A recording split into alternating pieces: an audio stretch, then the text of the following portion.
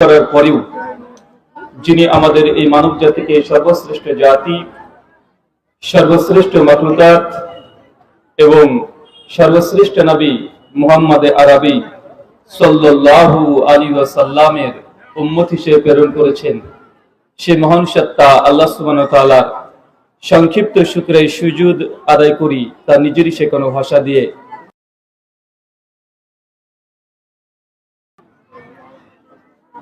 রামনগর আল মারকাজুল সালাফি মাদ্রাসার উন্নতিকল্প এবং পরিচালনায় আজ মাহফিল তারিখ 20 জানুয়ারি 2026 মঙ্গল।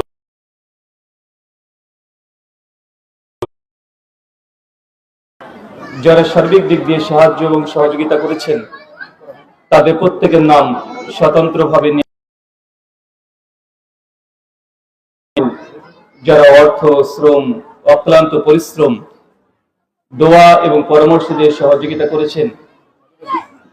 পাশাপাশি আজকের এই আলোচনা সভাটি যারা অনলাইন প্ল্যাটফর্মে দেখছেন অথবা পরবর্তী সময়তে ভিডিও, রেকর্ডেড ভিডিও দেখবেন, আল্লাহ সুবহানাহু ওয়া তাআলা তুমি তাদের প্রত্যেকের নেক নিয়াত এবং নেক আমলগুলোকে কবুল করে নাও, সকলে পড়ি আমিন।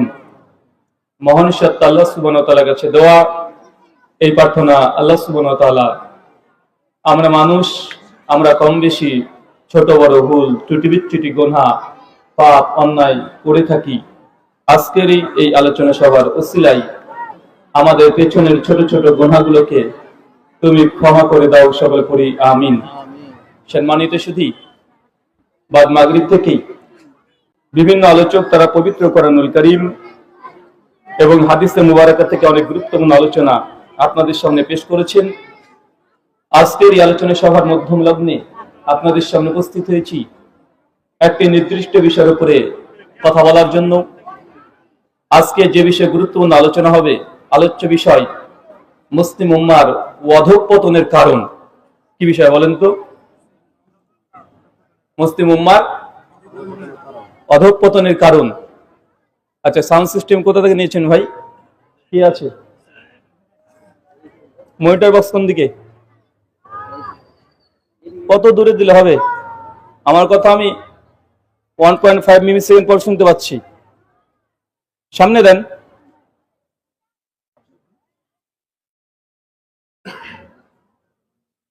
যুদ্ধের ময়দানে গিয়ে যদি অস্ত্র যদি বাঁকা থাকে,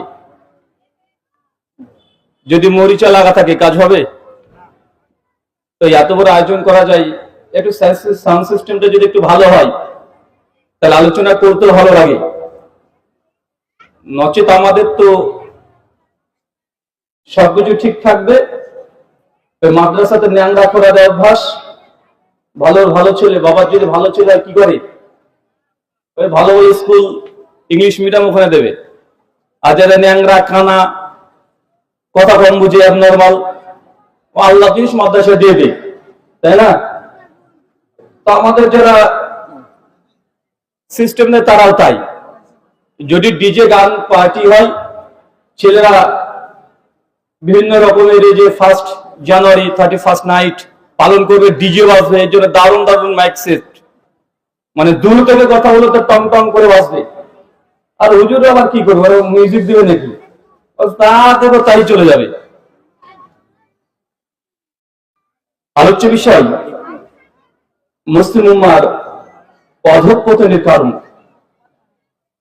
টাইমস অফ ইন্ডিয়া 2015 সালে 13 অক্টোবর পৃষ্ঠা নম্বর 19-এ তার একটা আর্টিকেল ছাপিয়ে বলছে যে গোটা বিশ্ব জগতে মানুষের সংখ্যা প্রায় 800 কোটি। কত কোটি কথা বলেন?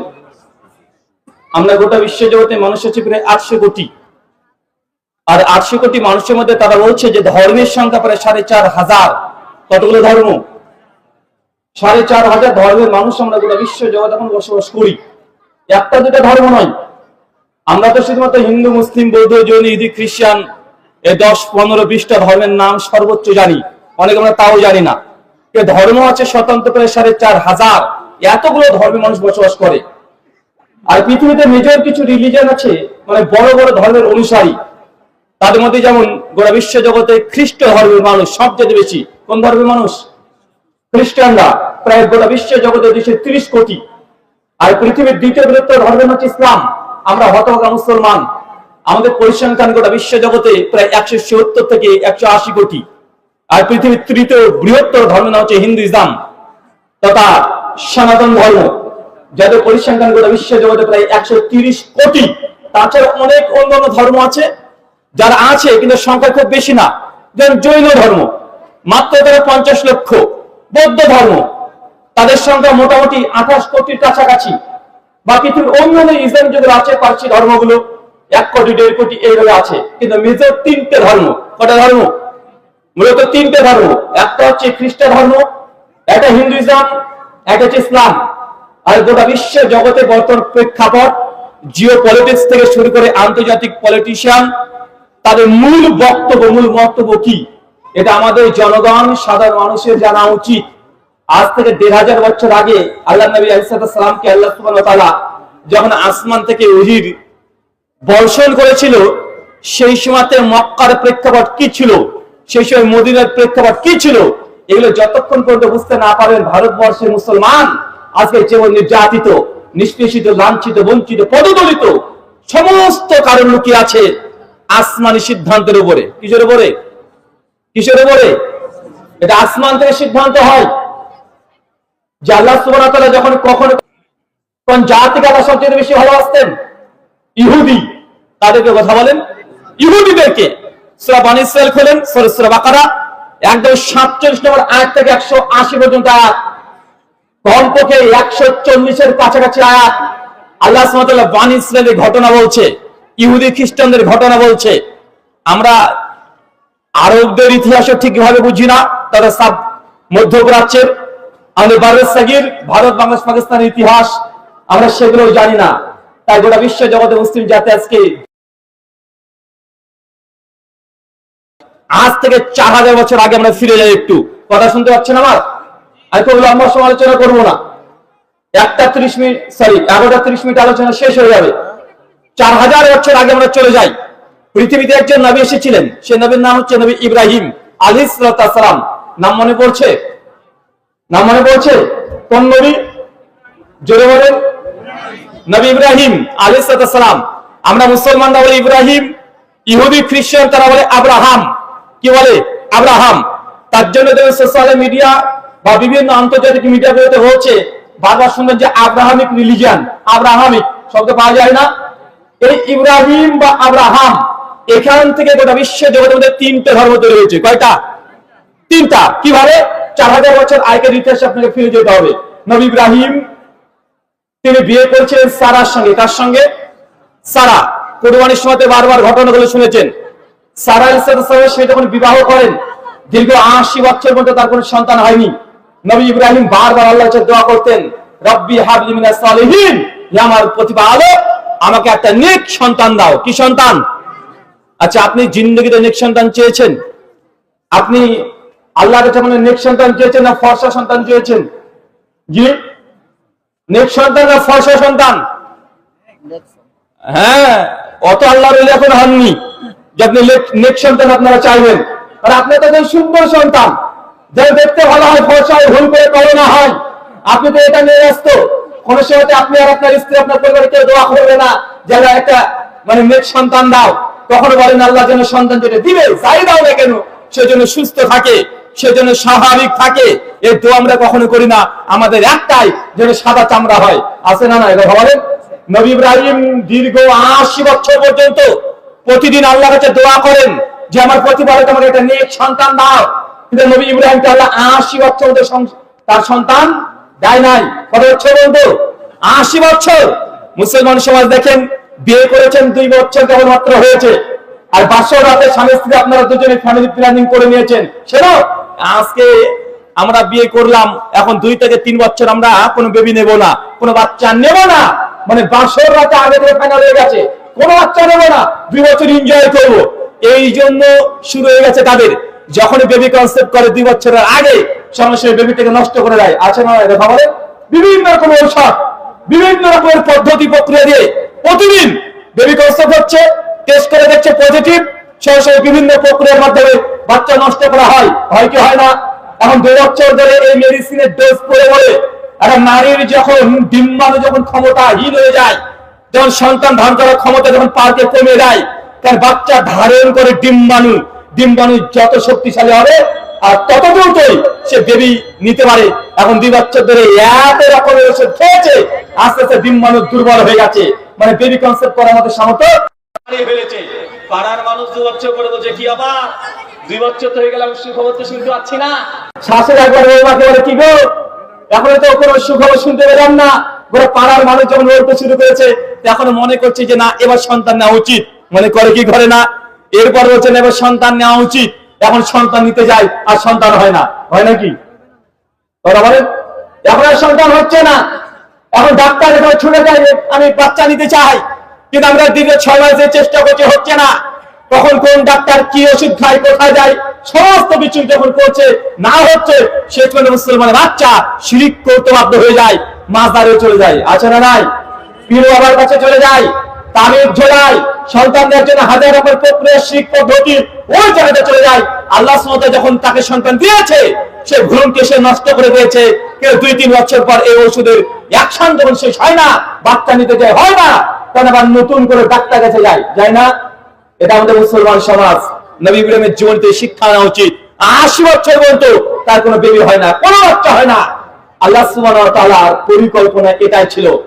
বিবি সারা তখন বলছেন, ইব্রাহিম আমাদের তো এই 80 বছর হয়ে গেল কোনো সন্তান হয়নি এখন পর্যন্ত, অতএব আপনাকে আমি দ্বিতীয় একটা বিয়ের ব্যবস্থা করে দিই। আমাদের মায়েরা চিন্তা করতে পারবে, বাচ্চা হচ্ছে না 80 বছর, এই জন্য স্ত্রী তার স্বামীকে প্রস্তাব দিচ্ছে, প্রপোজ করছে যে আপনাকে আমি দ্বিতীয় একটা বিয়ের ব্যবস্থা করে দিই।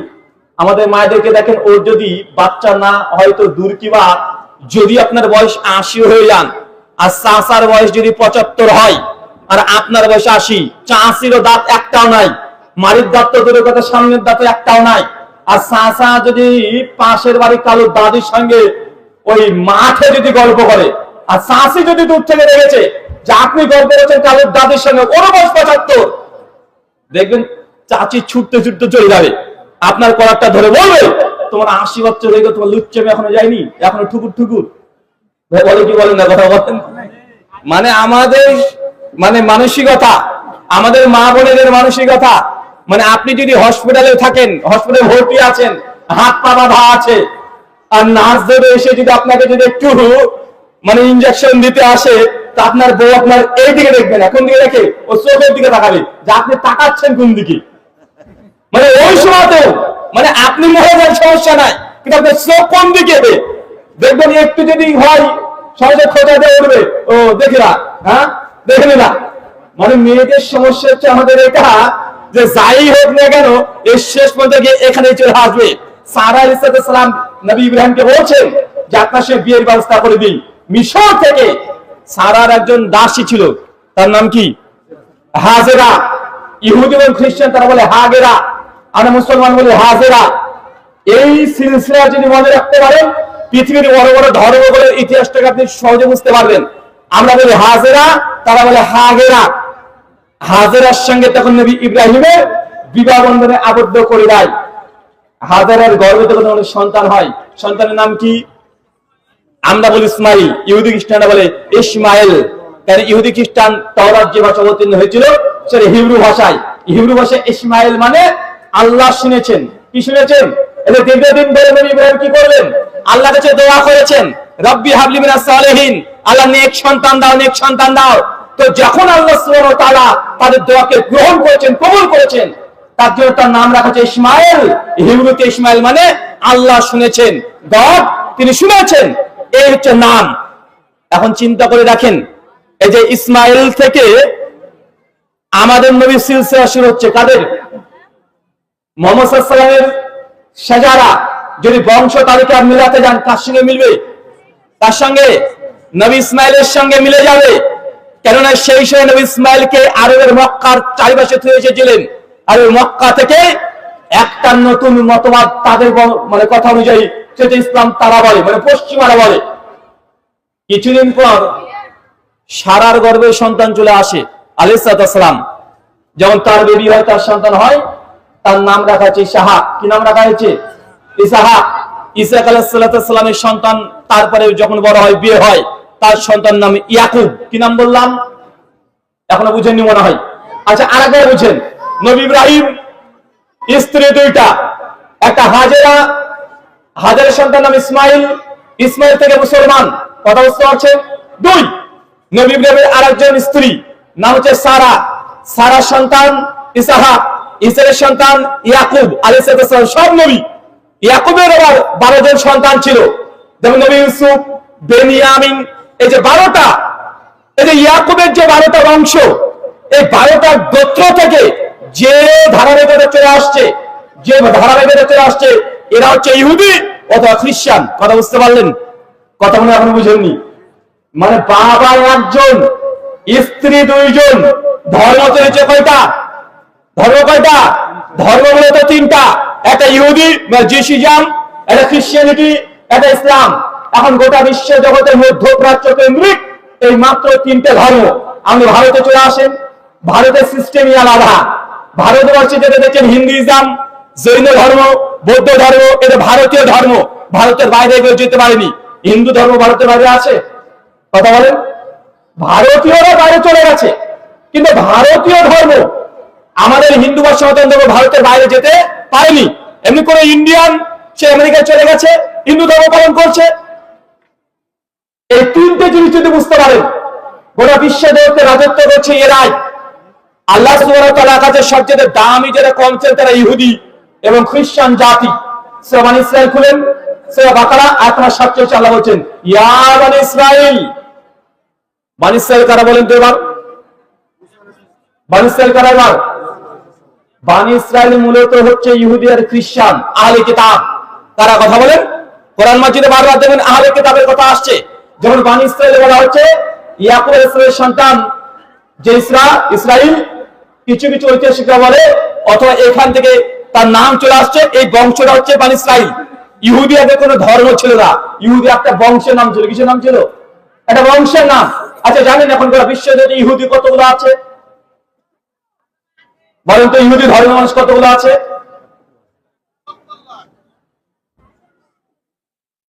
মাত্র 1,20,00,000। কত কোটি? 1 লাখ, সরি 1,20,00,000। আচ্ছা, গোটা বিশ্ব জগতে যারা রাজত্ব করছে ক্ষমতা দিয়ে, পাওয়ার দিয়ে, বুদ্ধি দিয়ে, টেকনোলজি দিয়ে, যত রকমের গোটা বিশ্ব জগতে রাজত্ব করছে কারা? জিউস, ইহুদি। কিন্তু গোটা বিশ্ব জগতের সংখ্যা কত তাদের? মাত্র 1,20,00,000। গোটা বিশ্ব জগতে মারামারি থেকে শুরু করে গোটা বিশ্ব জগতে অশান্তি যারা বাধায়, তারা কারা? ওই ইহুদিরাই সবচেয়ে গোটা বিশ্ব জগতে অশান্তি বাধায়, আবার বিশ্ব জগৎকে কন্ট্রোল তারাই করছে। দীর্ঘ 2 বছর ধরে ফিলিস্তিনি মুসলিমদের উপরে নির্যাতন করছে। লাখ লাখ, কমপক্ষে 10 লক্ষ ইহুদিরা মুসলমানের বাচ্চাকে তারা হত্যা করে দিয়েছে। চিন্তা করতে পেরেছেন? মুসলমানদের সংখ্যা 180 কোটি, আর এই জাতির উপরে মারামারি করছে কারা? মারছে কারা? ইহুদিরা। তাদের সংখ্যা কত? মাত্র 1 কোটি। চিন্তা করছেন? 1 কোটি ইহুদি আর 180 কোটি মুসলমান। তারপরে ইহুদিরা মুসলমানের উপরে রাজত্ব করছে, মুসলমানকে মারছে, পুরো বিশ্বের সমস্ত মানুষকে নিরাপত্তা পালন করছে। মনে হচ্ছে যে হাতের সঙ্গে একটা মশাল লড়াই হচ্ছে, হাতের সঙ্গে ত্রিপুরার লড়াই হচ্ছে, তারপরেও হাতি মার খাচ্ছে। কেন? মুসলমান 180 কোটি, আর ইহুদিরা মাত্র 1 কোটি 1,20 লক্ষ। তো ভাই বলেন তো, মুসলমানরা যদি একজোট হতো, এই ইহুদির বাচ্চা টিকতে পারতো? বলেন। কিন্তু আজকে আমাদের কোন দুর্দশা, কোথায় আমরা পড়ে গেছি। আল্লাহ কোরআনে জানাচ্ছেন আমাদের কারণ। সূরা ফুরকান 6 নম্বর নূর 24 আয়াত নম্বর 63 মিডল অংশ আল্লাহ বলছেন, আল্লাযীনা ইউখালিফুনা আন আমরিহি আন তুসিবাহুম ফিতনা আন ইউসিবাহুম আযাবুন আলীম। শোনো, আল্লাযীনা ইউখালিফুনা আন আমরিহি। আল্লাহ সুবহানাহু ওয়া তাআলা এই আয়াত, এই সাবধান সতর্ক প্রত্যেকটা নবীর কওমকে করেছিলেন। সব নবীর উম্মতকে আল্লাহ সুবহানাহু ওয়া তাআলা এই ধরনের আয়াত নাজিল করেছিলেন। আল্লাহ বলেছেন, যারা আমি আল্লাহ এবং আমার নবী আদেশকে যারা লঙ্ঘন করবে, ভালো করে কথা শুনেন, আজকে মুসলমান মার খাচ্ছে না? খাচ্ছে কি খাচ্ছে না? এই ভারতবর্ষে মুসলমান মার খায় কি খায় না? অতএব ভারতবর্ষে মুসলমানরা 800 বছর ক্ষমতায় ছিল। কত বছর? একটা দুটো বছর নয়। এই যে মুর্শিদাবাদ, আজকে গোটা ভারতবর্ষে মুর্শিদাবাদকে টার্গেট করা হচ্ছে, বলা হচ্ছে, বোঝানো হচ্ছে, মিডিয়া এগুলোকে প্রচার করছে যে মুর্শিদাবাদ মানে এটা জঙ্গির জায়গা হয়ে গেছে। এরকম নিউজ পাচ্ছেন না? মানে ঘুরে ফিরে মুসলমানকে টার্গেট কেন? কারণ মুর্শিদাবাদের মুসলমানদের সংখ্যা গরিষ্ঠ, মুসলমানের সংখ্যা বেশি। আর আমাদের অমুসলিম যারা আছে, মিডিয়াতে যারা আছে, চাওয়ালার দলে, তারা সকলের টার্গেট একটাই, এই একটা ন্যারেটিভ প্রচার করতে হবে কি, যেখানে সংখ্যায় মুসলমানরা বেশি ওইখানে অমুসলমানরা নিরাপদ না, ওইখানে হিন্দুরা নিরাপদ না, ওখানে সনাতনীরা নিরাপদ না। দেখো মুর্শিদাবাদের সংখ্যায় মুসলমানরা বেশি, এই জন্য হিন্দুদের উপর অত্যাচার হচ্ছে, মাঝে মধ্যে মারামারি লাগছে, তখন বেলডাঙ্গায়, তখন লালগোলায়, তখন শামশেরগঞ্জে, বারবার তারা প্রচার করছে কি করছে না? কিন্তু আমাদের পশ্চিম বাংলা বাদ দিয়ে দেন, অন্য অন্য রাজ্যগুলোর অবস্থা দেখেন। উড়িষ্যাতে দেখেন প্রতিদিন মুর্শিদাবাদের নাম শুনলে এখন বর্তমান মুসলমানের দুটো জিনিস, যদি হয় মুসলমান জয় শ্রীরাম বল, জয় শ্রীরাম বল, পিটিয়ে হত্যা করে দিচ্ছে, হচ্ছে না, মর্লিঞ্চিং করে দিচ্ছে। আরে বাবরি মসজিদের ঘোষণার পরে এখন যেখানে উত্তরপ্রদেশ থেকে শুরু করে উড়িষ্যা পর্যন্ত পশ্চিমবাংলার বাইরে যে জায়গাতে মুসলমান কোন ফেরিওয়ালা, মুসলমান কোন ব্যবসায়িক যদি তাদের অঞ্চলে যায়, এমন ভাব পড়ছে যে পশ্চিম বাংলার মুসলমান অন্য জায়গাতে যখন যাচ্ছে মনে করছে যে পাসপোর্ট লাগবে, মানে এমন একটা ভাব হচ্ছে না। যদি সিনা মুর্শিদাবাদ তাদেরকে মবলিঞ্চিং করা হচ্ছে, তাহলে পিটিয়ে বের করে দেওয়া হচ্ছে না। আচ্ছা এত কিছু হচ্ছে কেন? আল্লাহর ফেরেশতা নাই? জি, বদরের প্রান্তে মুসলমান 313 জন, আর কাফের ছিল কয়েক হাজার, ছিল কি ছিল না? 313 আর 1000 মানে 1/3। কি বুঝতে পারেন মনে হয়? 1/3 মানে বুঝেন, মানে তারা হাজার, মুসলমানের 313 মানে কি 1/3 না? মানে মাত্র 33%। আচ্ছা ভারতবর্ষের মুসলমান কত শতাংশ? ইন্ডিয়াতে কত শতাংশ? হিসাব করতে যান, আমরা 1/3 আছি, আছে না নাই? তো বদরের প্রান্তে আল্লাহ সুবহানাহু ওয়া তাআলা যদি ফেরেশতা দিয়ে যদি আল্লাহ সৈনিকদের যদি আল্লাহ সহযোগিতা করতে পারে, তো মুসলমান, আপনি যদি প্রকৃত মুসলমান হয়ে যান, আল্লাহর ফেরেশতা কি আমাদের ইন্ডিয়া কি চেনে না নাকি? আল্লাহ পাঠাতে পারেন কি পারেন না? আল্লাহ সহযোগিতা করতে পারে কি পারে না? আর আল্লাহ সহযোগিতা করতে পারে। মুসলমান আপনি নিজেই আজকে উল্টো রাস্তাতে চলছেন।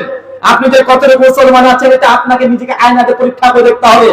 আজকে আমাদের এখানে আলোচনা চলছে, পাশে দেখেন খাবারের জন্য মুসলমানের বাচ্চা মারামারি করছে, কেন? একটু ফ্রিতে খেতে পারবে, অথচ এখানে আলোচনা সভা চলছে, ধর্ম আলোচনা চলছে, খাওয়াবে ব্যতিব্যস্ত, ওই খাবে আর পায়খানা করবে, আর মাত্র 200 টাকা ইনকাম করার জন্য ও টুকটুকি চালিয়ে রাত ধরে দিন ধরে বহরমপুর লালগোলা বারবার যাওয়া করবে। মুসলমান বাচ্চারা আজকে এই অবস্থা, না শিক্ষা আছে, না ধর্ম আছে, না রাজনীতি বুঝে, না অর্থনীতি বুঝে, না সমাজনীতি বুঝে, জাতি মার খাওয়ানো তো কে খাবে? কোন দিকে আছেন আপনারা? এখন ভারতবর্ষের বুকে আমরা 800 বছর ক্ষমতায় ছিলাম। 800 বছর ক্ষমতায় থাকার পরে মাত্র 190 বছর ব্রিটিশ ইংরেজরা মুসলমানের কাছ থেকে ক্ষমতা কেড়ে নিয়েছিল। মুসলমানরা আবার সে ভারতবর্ষে যুদ্ধ করে, জিহাদ করে ওই ইংরেজ ব্রিটিশদেরকে ভারতবর্ষে বিতাড়িত করে দিয়েছে। মাত্র 70 বছর হলো তারা ক্ষমতা এসেছে। তারা এসেছে মাত্র 70 বছর হলো, বেশি দিন এখনো হয় নাই। আরে মুসলমান তো 800 বছর ক্ষমতায় ছিলেন। মুর্শিদাবাদ হচ্ছে এমন একটা জায়গা যে ভারতের আর অর্ধেক জায়গা এই মুর্শিদাবাদ থেকে শাসন করা হতো। আজকে সে মুর্শিদাবাদ দেখেন শিক্ষা থেকে শুরু করে কোন দিক দিয়ে উন্নতি আছে? কোন দিকে না আছে, কথা বলেন। হচ্ছে মুর্শিদাবাদ কি ছিল? মুর্শিদাবাদ হচ্ছে ভারতবর্ষের দুটো জায়গা থেকে গোটা ভারতবর্ষের কন্ট্রোল করা হতো। এক দিল্লি, কোথায়? দিল্লি সালতানাত, পড়েন নাই? দিল্লি সালতানাত। আর মুর্শিদাবাদ থেকে মুর্শিদের হাজার থেকে শুরু করে দিল্লির লালকেল্লা, কুতুব মিনার পর্যন্ত প্রত্যেকটা জায়গায় মুসলমানদের এখনো ছোঁয়া আছে, আছে না নাই? আছে। আচ্ছা আজকে চিন্তা করে দেখেন, এসআইআরের ভয়ে রাত্রে আপনার ঘুম হারাম হয়ে গেছে, হয়েছে হয়নি? তখন এনআরসি, তখন এসআইআর, তখন আপনাকে ডিভোটার করে দেবে, এই পরিকল্পনা চলছে। এতগুলো যে সমস্যা নিজের জীবন আপনি দেখতে পাচ্ছেন, আল্লাহ সুবহানাহু ওয়া তাআলা কারণ জানিয়ে দিয়েছে, আল্লাযীনা ইউখালিফুনা আন আমরিহি, যে জাতি, যে কওম আমি আল্লাহর আদেশকে লঙ্ঘন করবে। আল্লাহ বলছেন যে জাতি আল্লাহর আদেশকে লঙ্ঘন করবে। আল্লাহর আদেশ মানে কোরআন মাজিদে যেসব বর্ণনা করা হয়েছে, কোরআন মাজিদে যেগুলো হালাল হারাম বলা হয়েছে, কোরআন মাজিদে আল্লাহ সুবহানাহু ওয়া তাআলা যেগুলো হারাম করেছে, এগুলো লিস্ট আপনাকে বলার দরকার নেই, সবগুলো জানেন। আল্লাহ নবী, আল্লাহ কোরআনে বলছে, সূরা বাকারা 275 নম্বর আয়াত খুলে দেখেন, কোন বান্দা যদি সুদ খায়, কি খায় কথা বলে? সুদ। আল্লাহ কোরআনে জানিয়ে দিচ্ছেন সেজন্য আল্লাহ তার রাসূল যুদ্ধ ঘোষণা করলো। তার সঙ্গে কার সঙ্গে যুদ্ধ? আল্লাহর সঙ্গে যুদ্ধ। চিন্তা করতে পারেন আপনি? রাসূলের বিরুদ্ধে যুদ্ধ, অপরাধ সুদ। বুঝাতে পারিনি কথা? আপনি সুদকে ছোট মনে করছেন, কিন্তু আল্লাহ তাকে ছোট নয়। আল্লাহ জানাচ্ছেন সুদের ভয়াবহতা। সুদ খাওয়া মানে ডাইরেক্ট আল্লাহর বিরুদ্ধে অস্ত্র ধারণ করা, ডাইরেক্ট আল্লাহর বিরুদ্ধে অস্ত্র ধারণ করা। সুদ খাওয়া মানে রাসূলের বিরুদ্ধে অস্ত্র ধারণ করা। তো মুসলমান দাবি করবেন বন্ধন লোনে ভোট থেকে ভর্তি করে টাকা নেবেন, তো আপনি এখন এসে ভয়ে ভিড়ে থাকবেন, থাকবেন কি? আপনি আল্লাহকে রাগান্বিত করে দিয়েছেন, আল্লাহর আদেশকে লঙ্ঘন করে দিয়েছেন। মুসলমান যদি বাঁচতে চান, আল্লাহ সুবহানাহু ওয়া তাআলা এই আয়াতের মধ্যে জানাচ্ছেন আল্লাহর আদেশকে লঙ্ঘন করলে আল্লাহ বলেন আনতুসিবাম ফিতনা, আমি সেই জাতির উপরে ফিতনা দিয়ে, গজব দিয়ে জর্জরিত করে দেব। বলেন তো আমরা জর্জরিত আছি না নাই? ফিতনা আমাদের পেছনে ছাড়ছে, ফিতনা আমাদের আছে না নাই? আপনি ইসলামের ইতিহাস আগেকার দেখেন, নবী লূত আলাইহিস সালামের কওম নবীকে মানে নাই, আল্লাহর বিধানকে অমান্য করেছে। আল্লাহ বলেছে এক, তারা করেছে আর এক। নবী সুহাইব আলাইহিস সালামের উম্মাত তারা দাড়ি বাঁকাতে কম দিয়েছে, আল্লাহ ধ্বংস করে দিয়েছে। কতগুলো কম দেখবেন কোরআন মাজিদ হাদিসগুলো আপনি পৃষ্ঠা উল্টে দেখেন, আদ জাতি, সামুদ জাতি, সব জাতিকে আল্লাহ ধ্বংস করে দিয়েছে। অপরাধ একটাই, সেই সময় আল্লাহর আদেশকে লঙ্ঘন করেছে, আল্লাহর বিধানকে তারা মানতে চায়নি, মন যা চায় তাই করে দিয়েছে, পরিষদে আল্লাহর সাথে স্মরণ করে নাই। দুই, রসুলের দিকে দেখেছে, ওহীর দিকে দেখেছে, সে কর্তব্য সারা দেয় নাই।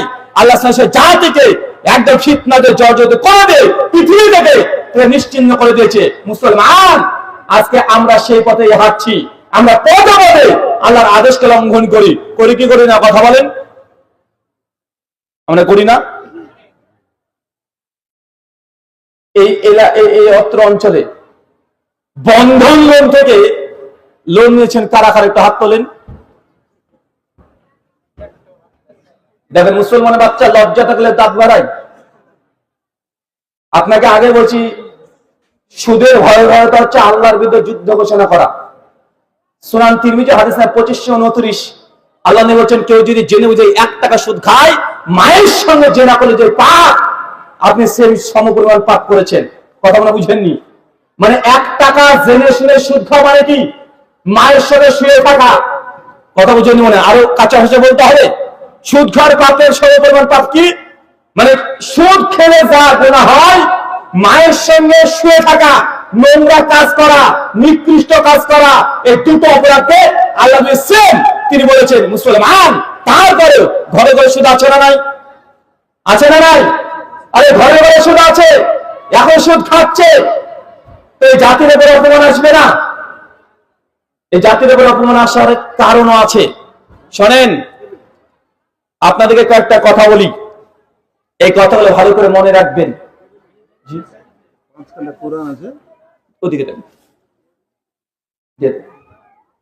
শোনেন, আমার গোটা আলোচনার ফল কথা একটাই, যে আমরা এদেশে মার খাই মুসলমান হওয়ার কারণে। কিসের কারণে? কিসের কারণে বলেন? আমরা মার খাই কেন কথা বলেন? আমরা মুসলমান তাই। আপনি নাস্তিক হয়ে যান, দেখেন আপনাকে সাদর গ্রহণ করে দিবে, নাই কি নাই? না।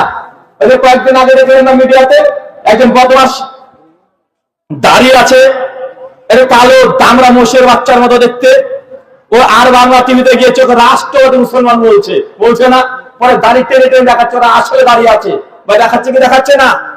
দেখাচ্ছে কি দেখাচ্ছে না? মানে জেনে রাখবেন, আপনি এদেশে মার খাচ্ছেন নির্যাতিত শুধু মুসলমান বলে। কি বলে? কি হিসাবে? আপনি মুসলমান তাই। আপনি এখন নাস্তিক হয়ে যান, দেন আপনাকে ঘরে জামাই করে নিবে। আপনি যদি এখন খ্রিস্টান হয়ে যান, আপনার সাথে তাদের কোনো দ্বিমত থাকবে না। শুধু আপনি ইসলাম থেকে ত্যাগ করে মুরতাদ হয়ে যান, দেন আপনাকে করে চলে নাচাবে। কেন বাংলাদেশের তাসমান নাস্তিকে নাচাচ্ছে না? বাংলাদেশের যতগুলো নাস্তিক আছে ইসলামের সমালোচনা করছে, কোথা থেকে তার ফান্ডিং পায়? কোথায়? কারা দেয়? আর আমার দেশ ভারত, আমার এই দেশ থেকে ওইসব কুলাঙ্গার বলতে বাংলাদেশের যেসব কুলাঙ্গার নাস্তিক আছে, প্রত্যেকটা নাস্তিককে ফান্ডিং আমাদের ভারতবর্ষে যারা কট্টরপন্থী আছে তারাই সহযোগিতা করছে। কেন? কারণ তারা দেখছে যে ইসলামের সমালোচনা কর, তাদের ফান্ডা একটাই যে মুসলমানকে পচাও, আর তারা পচাচ্ছে কি পচাচ্ছে না? তা আমরা ভারতবর্ষে মুসলমান মার খাই কেন? আমরা মুসলমান এই জন্য, কিন্তু আর একটা কারণ আছে। শুধু এই যে নামে মুসলমান এই জন্য তোমার খান, কিন্তু আর একটা গভীর কারণ হচ্ছে এইটা যে আমরা প্রকৃত মুসলমান না, তার জন্য আরো ডবল মার খাই। কোন দিক দিয়ে? প্রকৃত মুসলমান মানে বুঝেন? আচ্ছা, আপনি মুসলমানের বাচ্চা, আপনি যে চাকরি নিতে চান, পুলিশের চাকরি করবেন, মুখে যদি দাড়ি থাকে, আপনাকে চাকরি দেবে? হ্যাঁ, কেন দেয় না? কেন দেয় না? আচ্ছা, মুসলমানের বাচ্চা টাকনার উপরে কাপড় পরে আপনি পুলিশের চাকরি করবেন বা যে কোনো জব করবেন, যে কোনো জব চাকরি করবেন, আপনাকে দেবে? কথা বলেন না। কেন দেয় না? কেন? শিখরা আছে না?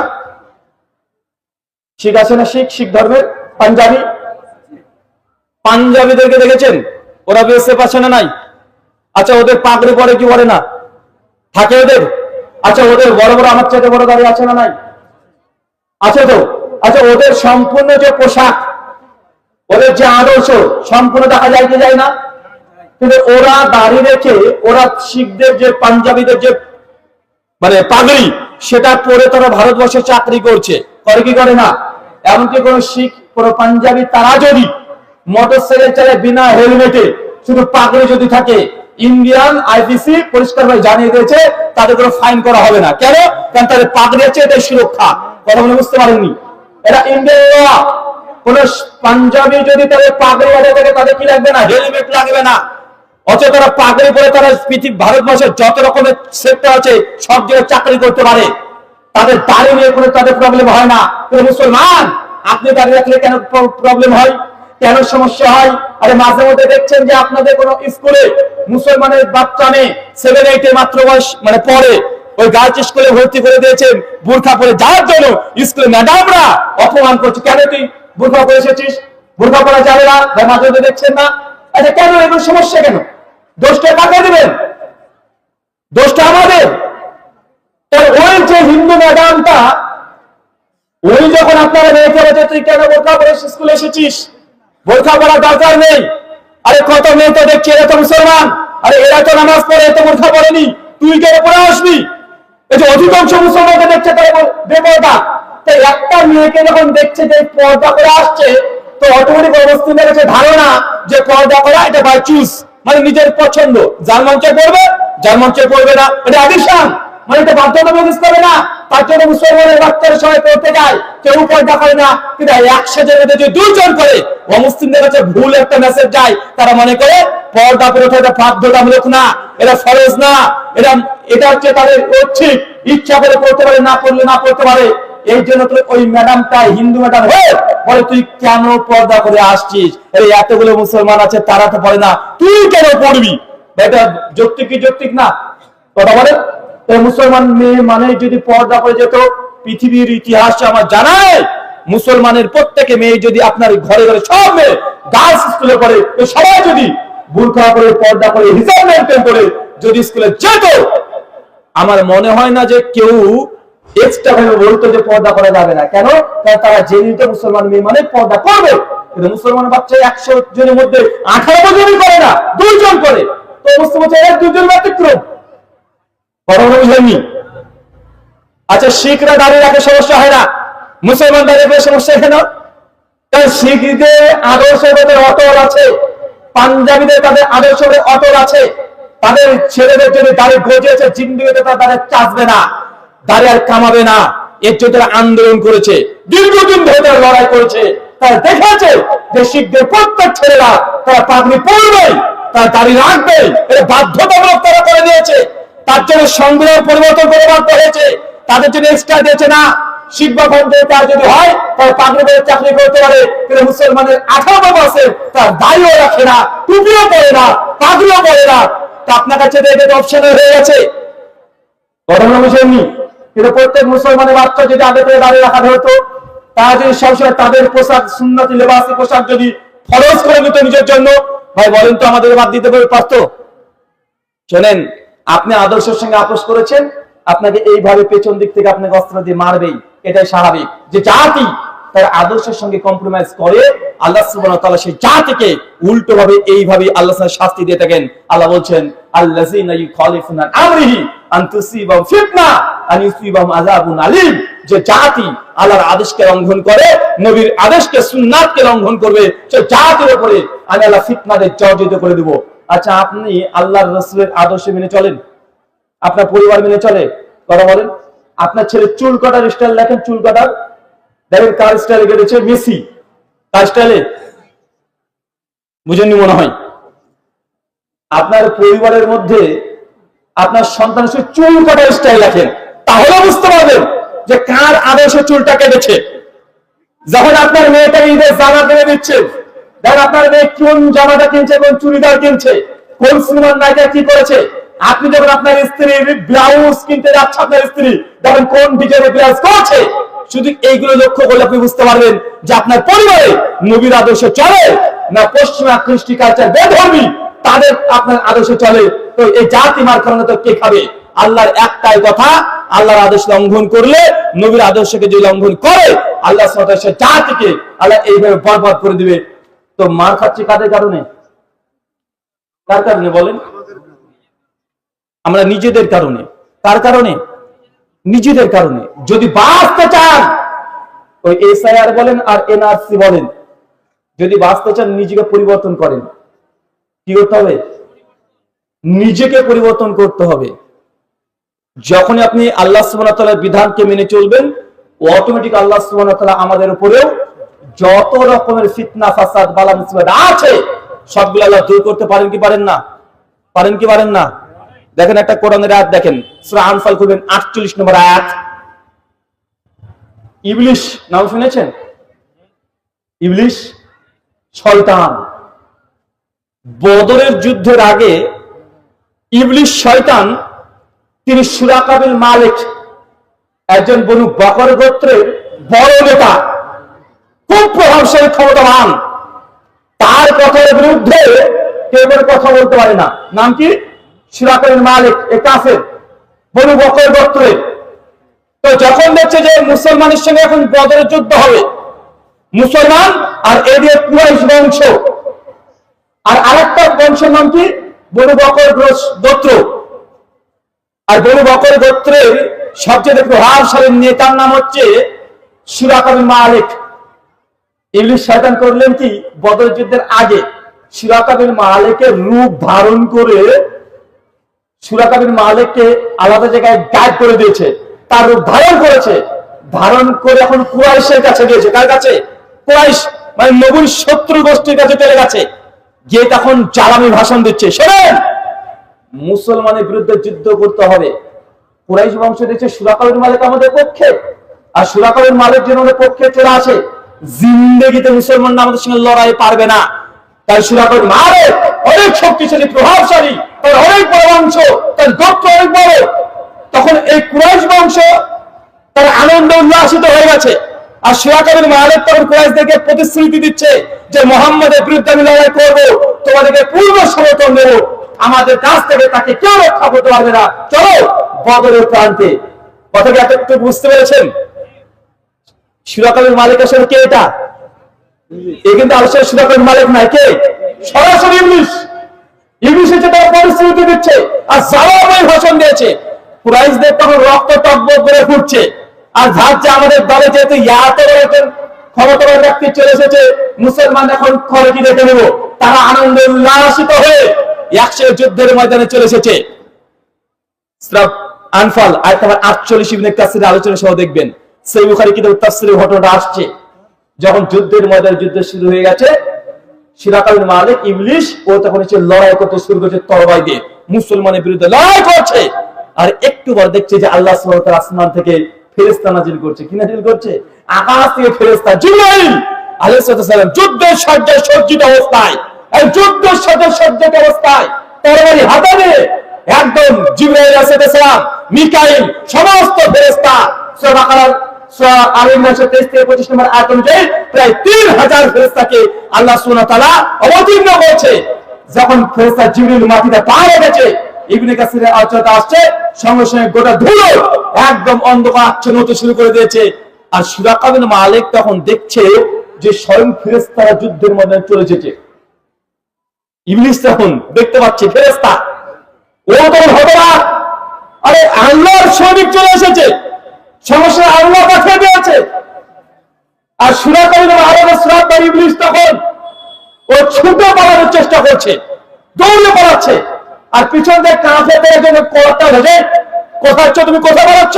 আর তুমি একটা সুইটি দিলে, একটা আমাদেরকে বললে যে তুই যুদ্ধের শেষ পর্যন্ত থাকবে, মুসলমান মোহাম্মদকে তো হত্যা করবে, যত হত্যা না করে তোর মাঠ ত্যাগ করবে না, যুদ্ধের ময়দান ত্যাগ করবে না, তুই পরে যাচ্ছ মানে কোথায় পালিয়ে যাও? সঙ্গে সঙ্গে তার কোলারটাকে যখন ধরেছে, উল্টে ফেলে বলছে, আমি যা দেখতে পাচ্ছি তোমরা তা দেখতে পাচ্ছ না, আর আমি যা দেখছি তোমরা তা দেখতে পাচ্ছ না। এই বলছে, চিৎকার আছে, আর সমুদ্র দিয়ে ছুটে চলছে। যেতে যেতে যেতে যেতে চিৎকার হয়েছে, ইন্নী আখাফুল্লাহ। তার কথা বলেন তো, এটা ইবলিস বলছে। কি বলছে বলেন তো? বাংলা করলে কেউ জানেন? ইবলিস পালাচ্ছে আল্লাহর ফেরেশতা দেখে, বলছে আমি যা দেখতে পাচ্ছি তোমরা তা দেখতে পাচ্ছ না। আর স্বয়ং ফেরেশতা চলে এসেছে এই মাঠে। এখন ইবলিসের বাচ্চা কি করবে? ও ছুটে পালাচ্ছে, তার কোন ধরতে দেবে, ওকে উল্টো হয়ে দিয়েছে, ও ছুটছে আর বলছে ইন্নী আখাফুল্লাহ। ইবলিস বলছে, নিঃসন্দেহে আমি আমার রব আল্লাহকে ভয় করি। কে বলছে বলেন? আল্লাহু শাদীদুল ইকাব, নিঃসন্দেহে আল্লাহ শাস্তি দানে কঠোর। কে বলছে? এই টেস্টিমনি শাহাদাত কাহার? আরে ইবলিস তিনি একদম মানে চূড়ান্ত হয়ে বলছে যে আমি ইবলিস, আমি আল্লাহকে ভয় করি, কারণ আল্লাহর শাস্তি খুব কঠোর। আজকে যদি আমি মুহাম্মদের বিরুদ্ধে যদি কাফেরদের সহযোগিতা করি, আর আল্লাহ স্বয়ং ফেরেশতাকে নাজিল করে দিয়েছে, আর ফেরেশতা জিবরাইলের সামনে ইবলিসের বাচ্চা কি করতে পারে ইবলিস বুঝে নিয়েছে, ও মাঠ ত্যাগ করে ও পালাচ্ছে। মুসলমান, আপনি যদি বদলে 313 জন সাহাবীর মতো কঠোর যদি ঈমান চলে আসে, সমস্ত ভয় যদি ত্যাগ করে দিয়ে মুসলমান যদি আল্লাহওয়ালা হয়ে যায়, মুসলমানের যদি হৃদয় যদি পরিবর্তন হয়ে যায়, আল্লাহ সুবহানাহু ওয়া তাআলা গায়বী মদদ আসবে কি আসবে না? কথা বলেন। আল্লাহ সুবহানাহু গায়বী মদদ দিতে পারে কি পারে না? আরে আল্লাহ সুবহানাহু গায়বী মদদ দিতে পারে। এক মুস্কান যখন ভারতবর্ষের মুখে তেলেঙ্গানাতে একবার আল্লাহু আকবার এই তাকবীর ধ্বনি দিয়েছে, ভারতবর্ষ কম্পিত হয় নাই কেন? তার জজবাও ছিল, তার ঈমানও ছিল। একজন মুসলমান, একজন মুমিন যে রাস্তাতে যায়, ওমর বিন খাত্তাবের জীবনে পড়েননি শয়তান ওই আশেপাশে টিকতে পারে?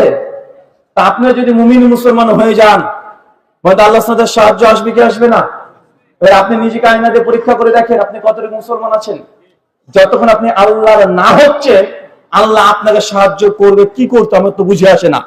যতক্ষণ পর্যন্ত আপনি আল্লাহ সুবহানাহু ওয়া তাআলা না হচ্ছেন ভাই, ততক্ষণ পর্যন্ত আল্লাহ সুবহানাহু ওয়া তাআলা আপনার সহযোগিতা করবে। কথা বলেন, করবে। আচ্ছা, আপনি যদি আপনার বন্ধুকে যদি সহযোগিতা না করেন সারা জীবন, আপনি যদি তার কাছে খান, তার কাছে পড়েন, তাকে যদি সহযোগিতা না করেন, বলতো আল্লাহ সুবহানাহু ওয়া তাআলা আপনি বিপদ পড়লে সে আপনাকে সহযোগিতা করবে? বারবার যদি আপনি একই ভুল করেন, কথা বলেন।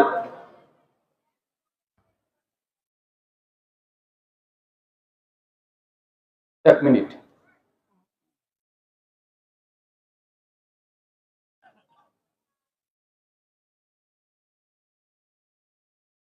শোনেন, সুনান আবু দাউদের একটা হাদিস,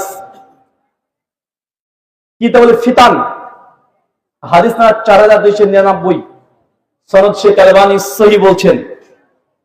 সালমান রাদিয়াল্লাহু আনহু হাদিস বর্ণনা করে বলছেন যে অচিরেই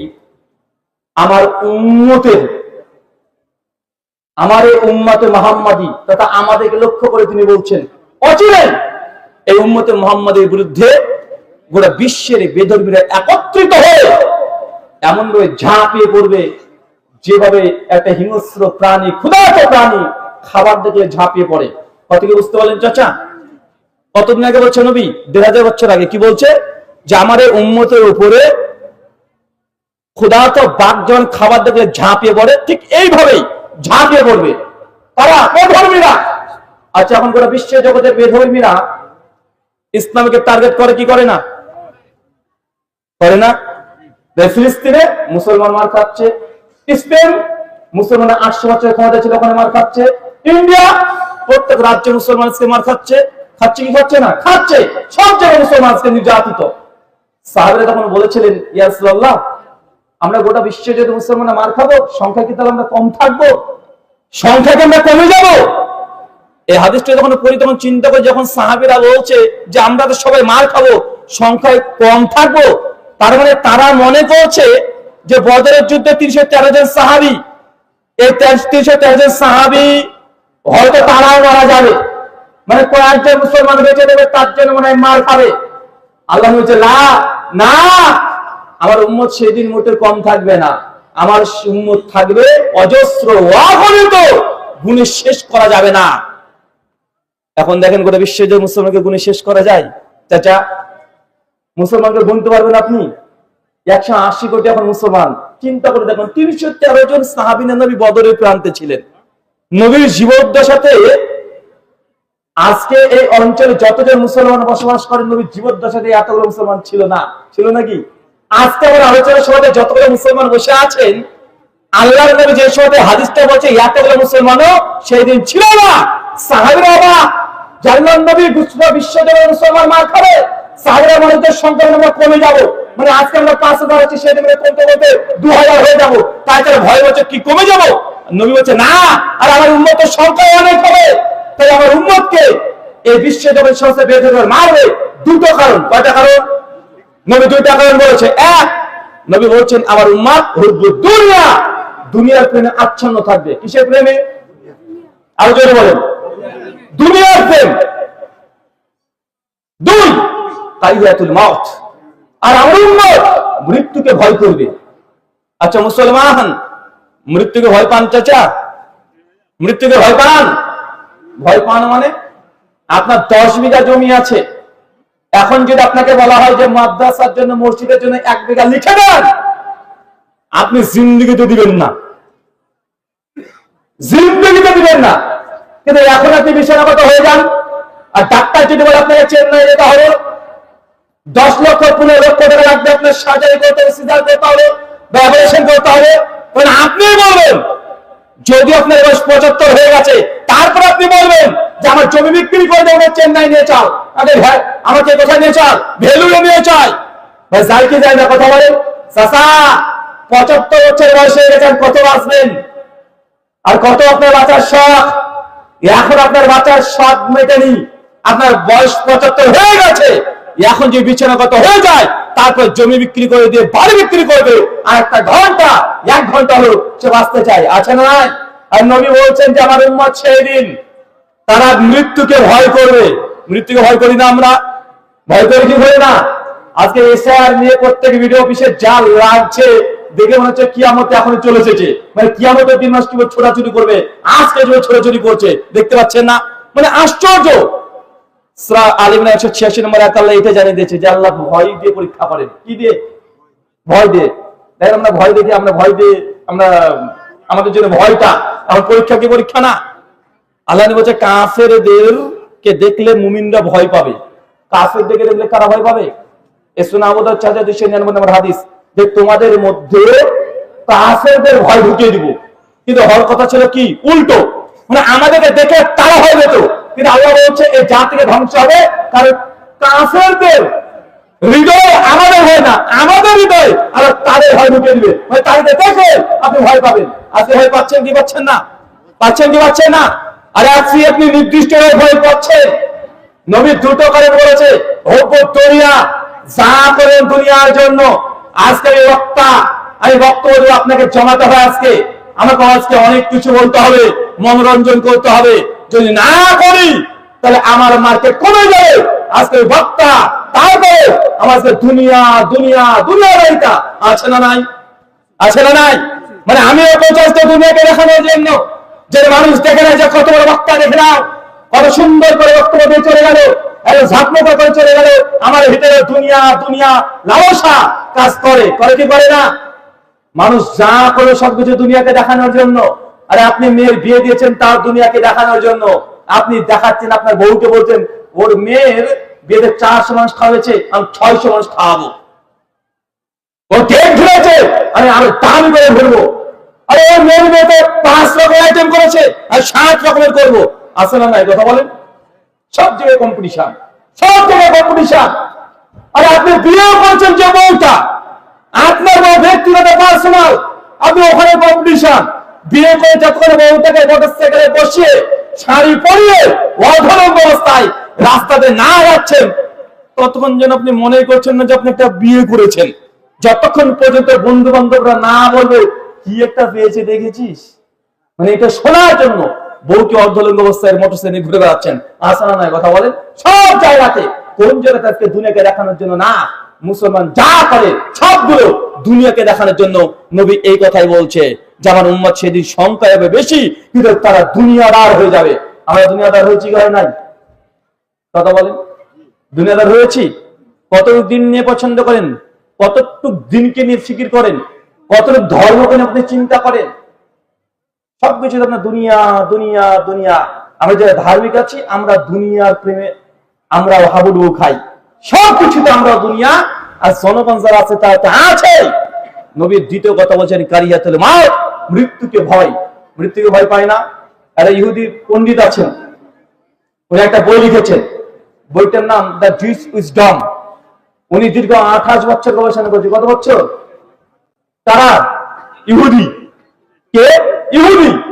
কি নিয়ে রয়েছে হচ্ছে ইসলাম নিয়ে। কত বছর? 28 বছর। কি নিয়ে? শুধু ইসলামের ইতিহাসের যুদ্ধ নীতি নিয়ে। কি নিয়ে? যুদ্ধ নিয়ে। ইহুদীয় লেখক দ্য জুইস উইজডমের ভূমিকাতে বলছে যে আমি দীর্ঘ 28 বছর মুসলমানদের যুদ্ধের ইতিহাস যত আছে সবগুলো পড়াশোনা করেছি। 28 বছর গবেষণা। উনি বলছেন আমি গবেষণাটা কেন গেলাম? কারণ আমি গবেষণা করে যতটুকু দেখেছি যে মুসলমানের সঙ্গে যতই যুদ্ধ হয়ে যাওয়ার পর পৃথিবীতে, মুসলমানরা প্রত্যেক যুদ্ধে 98% যুদ্ধে মুসলমানরা বিজয় লাভ করেছে। কারা বিজয় লাভ করেছে? মুসলমানরা 98% যুদ্ধে। দ্বিতীয় কথাটা তিনি বলছেন, তবে আশ্চর্যের কথা হচ্ছে মুসলমানরা যতগুলো যুদ্ধে অংশগ্রহণ করেছে প্রত্যেক যুদ্ধে মুসলমানদের সংখ্যায় কম ছিল। সংখ্যায় কি? মুসলমানের সংখ্যায় কম, তাদের সামরিক বাহিনীতে কম, তাদের আর্মি ফোর্স কম, তার সব কিছুতে কম, কিন্তু মুসলমান তার যুদ্ধে জিতে গেছে। ওই ইহুদির লেখক বলছেন এটাকে চিন্তা করছে সম্ভব কিভাবে? কিভাবে সম্ভব যে সংখ্যায় কম, এদের অস্ত্র কম, তারপরে মুসলমান 98% যুদ্ধে জিতে গেছে কিভাবে? আচ্ছা, হালাকু খানের ইতিহাস পড়েছেন? চেঙ্গিস খান ইতিহাস পড়েছেন? মুসলমান বাচ্চা তাও জানেন না। হালাকু খান চেঙ্গিস খান মানে কি জানেন? রাতারাতি 10 লাখ 20 লাখ মানুষকে রাতারাতি মেরে ফেলেছে। বাগদাদে মুসলমানের লাখ মুসলমানকে রাতারাতি তারা হত্যা করেছে।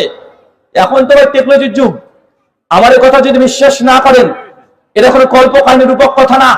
আপনি শুধু ইউটিউবে চলে যান, লিখেন হালাকু খা চেঙ্গিস খা, শুধু চেঙ্গিস খা লিখে নেন, চেঙ্গিস খান ইতিহাস এবং ভিডিও ডকুমেন্টারি পেয়ে যাবেন। রাতারাতি তার 10 লাখ 15 লক্ষ মানুষকে মেরে তারা পাহাড়ের মতো তার স্তূপ করে রেখে দিত, কবর দিত না। আজীব এক জাতি তারা ছিল। মুসলমান তাদের সঙ্গে লড়াই করেছে, তাদের সঙ্গে লড়াই করো মুসলমান সে জাতিকে চেঙ্গিস খা হালাকু খা জাতিকে মুসলমান ধ্বংস করে দিয়েছে। মুসলমানের সঙ্গে কখনো কোনোভাবে অস্ত্র দিয়ে লড়াই করে কেউ জিততে পারেনি, কেউ পারেনি, কোনদিন পারবে না। ওই এটা আমার কথা নয়, ওই ইহুদি লেখক বলছে সমস্ত যুদ্ধকে পর্যালোচনা করে শেষে লিখছেন তিনি এইভাবে। উনি তখন নিজে প্রশ্ন করছেন যে পাঠক আপনাদের মনে হয় প্রশ্নে চলে আসছে যে মুসলমানদের সে যুদ্ধে কেউ কখনো জিতে যেতে পারে না, কেন কেন বিজয় লাভ করতে পারে না? উনি দুটো কারণ বলেছে। এক, কেননা মুসলমান যারা যোদ্ধা এরা যুদ্ধের ময়দানে আসে জান্নাতের লোভে। কিসের লোভে? জান্নাতের লোভে। বুঝেননি মনে হয়? মুসলমান যারা যুদ্ধের ময়দানে আসে কিসের লোভে আসে? জান্নাতের লোভে। আর ওরা মরতেই আসে, ইচ্ছাকৃত মরতে আসে। তারা মরতে আনন্দ পায়, তারা মৃত্যুকে সবসময় চায়, তারা তার ঈশ্বরের কাছে চায় যে আল্লাহকে মত দাও, আমার শহীদ মর্যাদা দাও। তো যে জাতি মরতে পছন্দ করে, যে জাতি মৃত্যুকে কামনা করে, যে জাতি মরার সঙ্গে আলিঙ্গন করতে চায়, এই জাতির সঙ্গে আর কে নতুন করে তাকে মারতে পারে? শোনেন, পৃথিবীর অন্য আর্মি ফৌজ যদি তারা যুদ্ধের ময়দানে যায়, তারা কেন যুদ্ধের মধ্যে যাচ্ছে? তার টাকার জন্য, তাকে চাকরি করছে, দেশকে রক্ষা করতে হবে। মুসলমানের সৈনিক তারা কেন আসে? কেন আসে? এটা আমরা মুসলমানরা বুঝিনি। ওই হুজুর বাচ্চা বলছে এরা তো মরতে পছন্দ করতে। আরে জাতি এমন জাতি যারা মরতে ভালোবাসে, জাতিকে আর কি দিয়ে আপনি হারাবেন? অতএব মুসলিমদের সঙ্গে এই অস্ত্র দিয়ে লড়াই করে পৃথিবীর কোন ইতিহাসে কেউ কোনদিন বিজয় লাভ করতে পারে না। তাই তোমরা ভুলে যাও যে মুসলিম জাতিকে তোমরা অস্ত্র দিয়ে শেষ করে দিবে। আচ্ছা, ভারতবর্ষে মুসলমানকে লাখ লাখ আলেমদেরকে ইংরেজরা হত্যা করেছে, কি করে নাই? করেছে না ভাইজান? তো মুসলমান শেষ হয়েছে নাকি? সে মুসলমান যখন তাদের রক্ত দিয়েছে, ওই রক্ত করে দাঁড়িয়ে ইংরেজদেরকে ভারত থেকে তাড়িয়েছে কি দাঁড়িয়ে নাই? সব জায়গাতে একই ইতিহাস।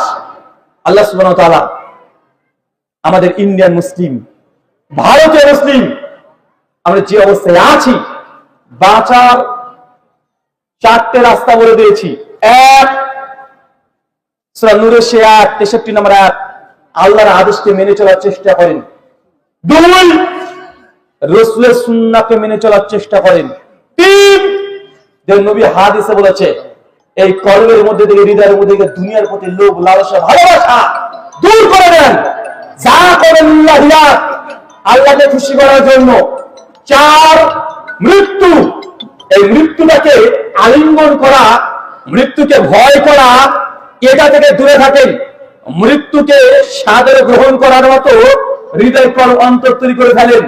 আমি যতটুকু কোরআন সুন্নাহ পড়েছি, আমি চারটে জিনিস ডাইরেক্ট দেখেছি যে জায়গাটা আল্লাহ সুবহানাহু ওয়া তাআলা মুসলিম জাতির উপরে কেন যে আযাব আসে, কেন মুসলমান জাতি নির্যাতিত হয়, আর চারটে কারণ উল্লেখ করেছে। মনে থাকবে ইনশাআল্লাহ? মনে থাকবে তো ইনশাআল্লাহ? এই চারটে জায়গাতে রিপেয়ার করেন, এই চারটে জায়গাতে সংশোধন করেন। ইন্নাল্লাহা লা ইউগাইয়িরু মা বিকাওমিন হাত্তা ইউগাইয়িরু মা বিআনফুসিহিম। আল্লাহ বলেছে সে জাতির আল্লাহ ততক্ষণ পরিবর্তন করে না যতক্ষণ পর্যন্ত তারা নিজেদের পরিবর্তন না করে। কথা বুঝিনি মনে হয়? সূরা আয়াত নম্বর 11 ভিডিওর অংশ, আল্লাহ ইন্নাল্লাহা লা ইউগাইয়িরু মা বিকাওমিন হাত্তা ইউগাইয়িরু মা বিআনফুসিহিম। শোনো, সে জাতির আল্লাহ ততক্ষণ পরিবর্তন করেন না যতক্ষণ পর্যন্ত নিজেরা তারা নিজেদের পরিবর্তন না করে। আপনি যতক্ষণ এই চারটে জায়গাতে আপনি ফিরে না আসছেন, আল্লাহ সুবহানাহু ওয়া তাআলা আপনাকেও যে পর্যায়ে আপনি আছেন এই পর্যায়ে থাকবেন। কয়টা বলেছি? কয়টা বলেছি? চারটে। মনে থাকবে ইনশাআল্লাহ? আচ্ছা, একজন চারটে কনসেপ্ট বলেন তো, বলেন। মুসলিম জাতির উপরে গজব কেন আসে? চারটে কারণ বলেছি। একজন দাঁড়িয়ে চট করে বলেন। কি হয়? আচ্ছা বলেন, 200 টাকা দেবো। বলেন। চারটে কারণ বললাম এখনই, যে চারটে কারণে আল্লাহ সুবহানাহু ওয়া তাআলা গজব অবতীর্ণ করে, ফিতনা দেয় মুসলিম জাতির উপরে। চারটে কারণ, সেটি হেডলাইন বলেন, বক্তব্য নয়। 200 টাকা পাবেন। বলেন। দাঁড়ান।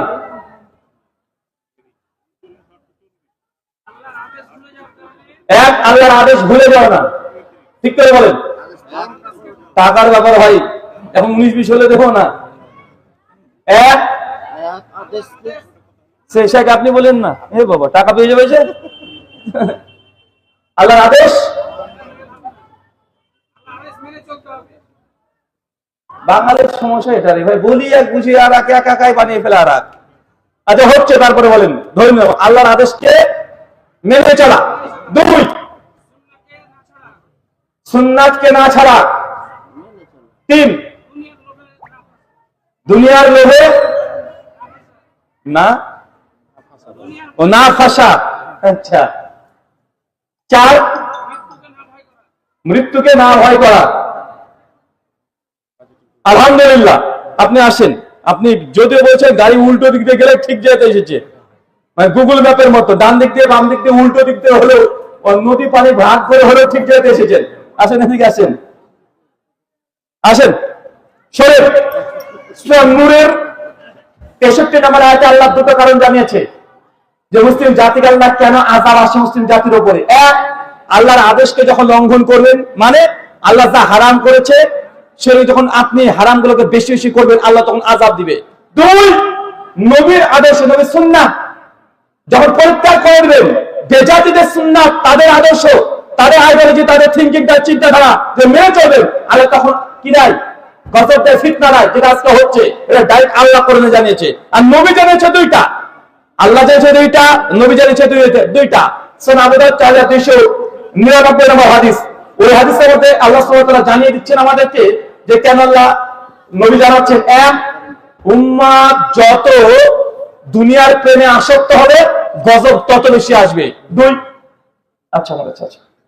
দুই, উম্মাহ যখন মৃত্যুকে ভয় করবে, মানে মৃত্যুকে ভয় মানে কঠিন ভয়, যেন আজকে আমরা করছি, সব করতে যাচ্ছে মরবো না, মানে আরো বাঁচতে চাই, তখন আল্লাহ সুবহানাহু ওয়া তাআলা উম্মত করে গজব দেয়। চারটে কারণ মনে থাকবে তো ইনশাআল্লাহ।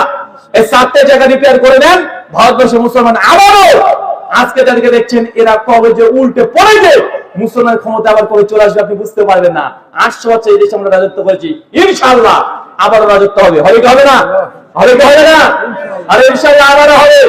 313 থেকে আজকে 180 কোটি যদি হতে পারে, তা আজকে আমরা 20% হয়ে কিছুদিন পরে আমরা 70-80% হতে পারি না? কি মনে করছেন? সে আল্লাহ কি এখনো নাই? এখন আছে ইনশাআল্লাহ। জি, বারাকাল্লাহু ফিক, শুকরান, জাযাকাল্লাহু খায়রান, বারাকাল্লাহু ফিকুম। আল্লাহ যে কথা বললাম, প্রথমে আমাকে, তারপর আপনাদের প্রত্যেককে আমল করার তৌফিক দান করে। আমিন। আমাদের মধ্যে যে অসুস্থ আছে আল্লাহ সুবহানাহু ওয়া তাআলা তুমি আশ-শাফি, তুমি সুস্থতা দানকারী, আর প্রত্যেককে তুমি শিফায়ে কুল্লিয়া দান করো। আমিন। এই বলে আজকে আমার আলোচনা শেষ করলাম। ওয়া মা আলাইনা ইল্লাল বালাগ। সুবহানাকাল্লাহুম্মা বিহামদিক ওয়া আশহাদু আল্লা ইলাহা ইল্লা আনতা আস্তাগফিরুকা ওয়া আতুবু ইলাইক। আসসালামু আলাইকুম ওয়া রাহমাতুল্লাহি ওয়া বারাকাতুহু। যে কথা বললাম, প্রথমে আমাকে, তারপর আপনাদের প্রত্যেককে আমল করার তৌফিক দান করো। আমিন। আমাদের মধ্যে যে অসুস্থ আছে আল্লাহ সুবহানাহু ওয়া তাআলা তুমি আশ-শাফি, তুমি সুস্থতা দানকারী, আমাদের প্রত্যেককে তুমি শিফায়ে কুল্লিয়া দান করো। আমিন। এই বলে আজকে আমার আলোচনা শেষ করলাম। ওয়া মা আলাইনা